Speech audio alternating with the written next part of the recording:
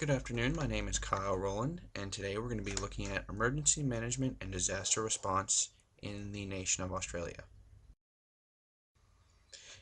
Now, disasters in Australia vary. It is located in the South Pacific on the Pacific Rim, and is prone to a lot of disasters. The most common ones are cyclones, brush fires, earthquakes, and tsunamis. And the nation of Australia at the government, state, and territorial levels takes a lot of practice and devotes a lot of time and energy to preparing for these disasters. Now, the organizational structure of Australia is very unique. The states and territories are mostly responsible for disaster management and response.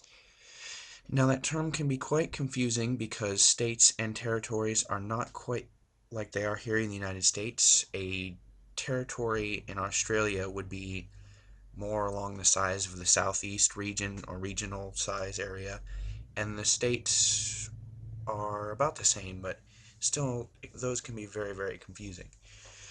Now, the national government, when there is a disaster, can intervene, although it is mostly responsible at the state and territorial levels.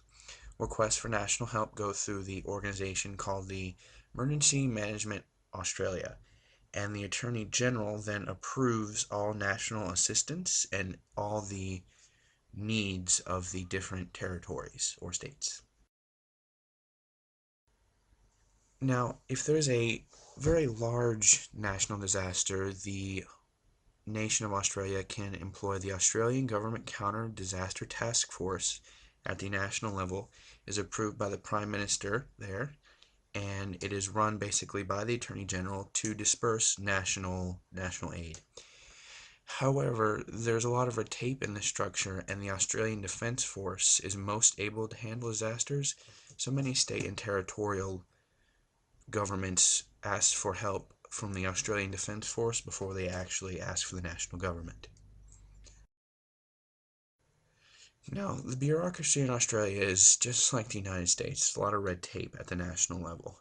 It is somewhat confusing as to who is responsible for what. There's a lot of institutions and different kind of government departments.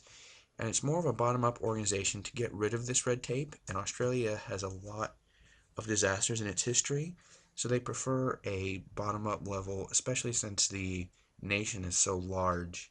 They need really a bottom-up level to quickly and effectively respond to disasters in one particular area.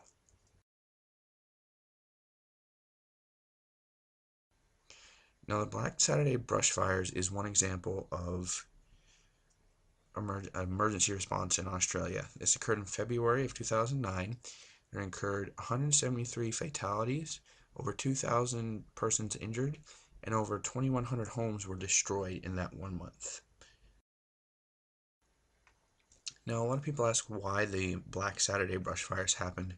Well, there occurred a perfect climate for these disasters. There were above average hot, dry, and windy conditions that really, really helped fuel these fires. There were 2 or 3 that were caused by actual arsonists. However, those were only responsible for 2 or 3 deaths. Most of them actually came from natural causes. The faulty power lines did incur several fires. Many of them fell into, especially in rural areas, into fields and such things. There are a lot of industrial accidents where equipment was actually set fire to several areas, and the majority of the fires occurred because of actual lightning strikes. Now, the response to the Black Saturday brush fires was responsible for the Territory of Victoria.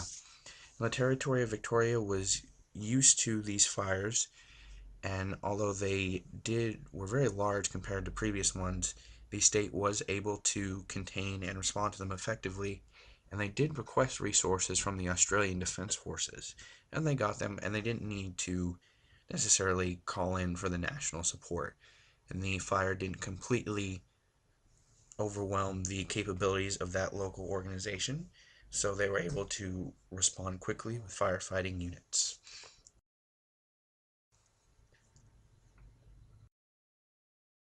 Well, I'd like to thank you for joining me on this journey as we take a look at Australia's national and emergency response capabilities. If you have any questions, post them in the comments.